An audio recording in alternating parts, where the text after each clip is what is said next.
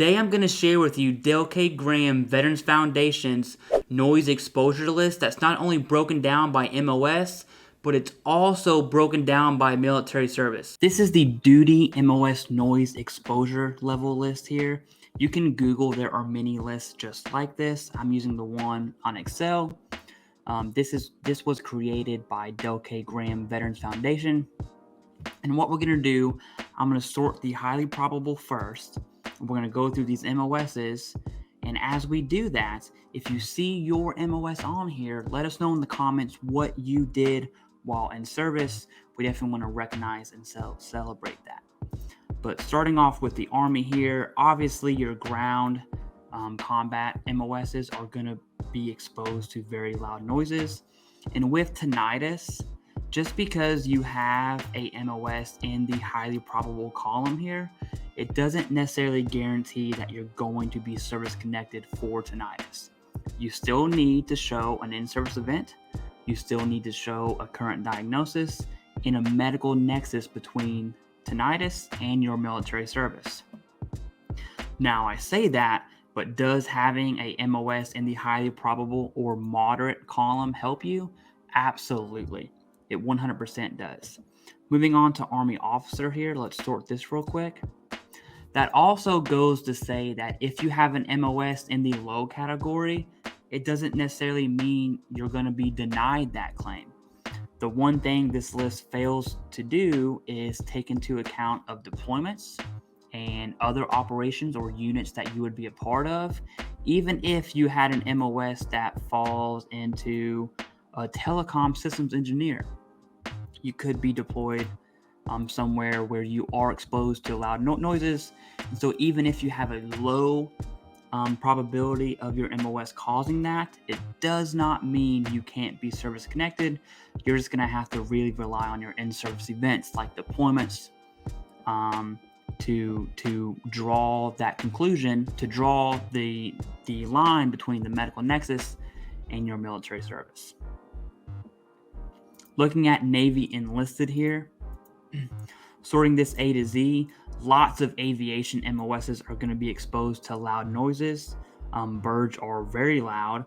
We have builders, equipment operators, steel workers, so lots and lots of engineers of hands-on type work. Aviation structural mechanic, hydraulics, all of these are highly probable. Moving on to Navy officer, let's sort this A to Z. Very similar to the enlisted side of the house. Ammunitions and explosives, obviously that's going to be, you're going to be in a loud environment if you're dealing with ammunitions and explosives. Guided missiles, any type of machinery that's loud. A good example of the Navy is if you have a MOS that falls in the low category here, you could be deployed on a ship, and then as a additional duty, be in the engine room, whatever it is the Navy does, and that could expose you to loud noises for an extended period of time. That could be the in-service event needed along with your current diagnosis and the nexus to go ahead and get that tinnitus service connected.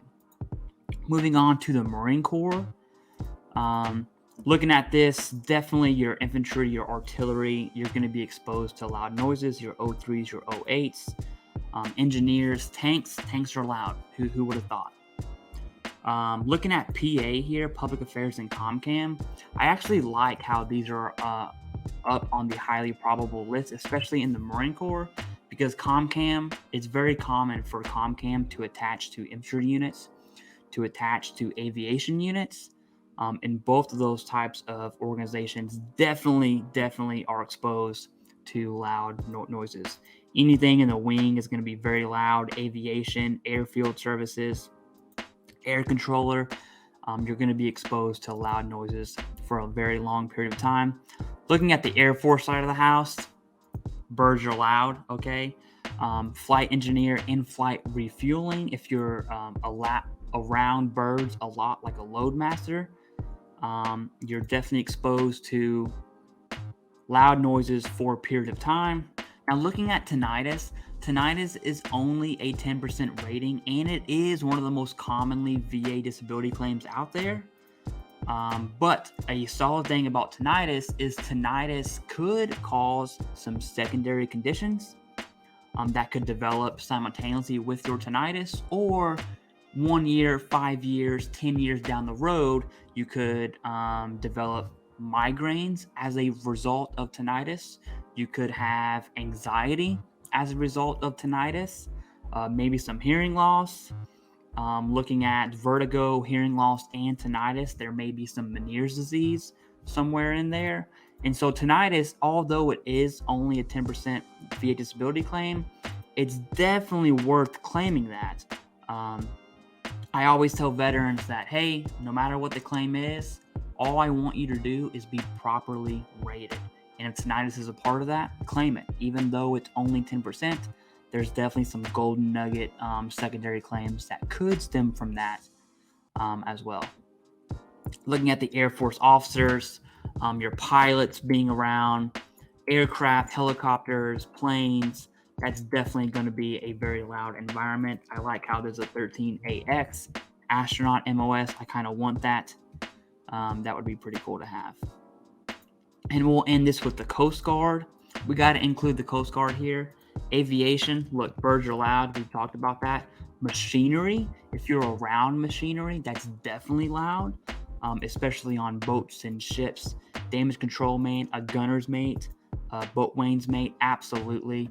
Tinnitus is only a 10% rating. It caps out at 10%, but there are various secondaries that could stem from your tinnitus, like migraines, which are rated at 0, 10, 30, and 50%, or maybe you could develop anxiety as a result of your tinnitus, and anxiety is rated under mental health, and that's going to be rated at 0, 10, 30, 50, 70, and 100%.